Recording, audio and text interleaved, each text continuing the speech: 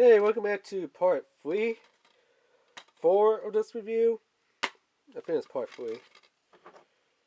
As you can tell, it is still brand new and sealed. I had to break that shrink wrap seal off of this. And now we're cutting the actual main tape seal. So that's what it's going to look like.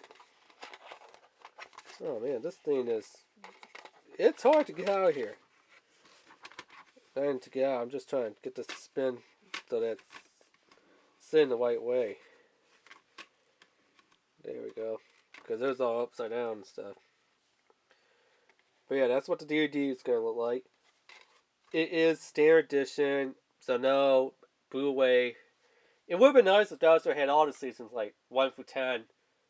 And then I know from Netflix, I believe it was, and also on YouTube from Rooster Teeth, they extended it, so season 11 is kind of like the alternate sub add-on of season 10, if you want to call it, where there's some characters from season 10, but really it's supposed to be like a whole new season with a whole new cast and characters that wanted to discover why was there a war between Red versus Blue and the Blood Gorge. And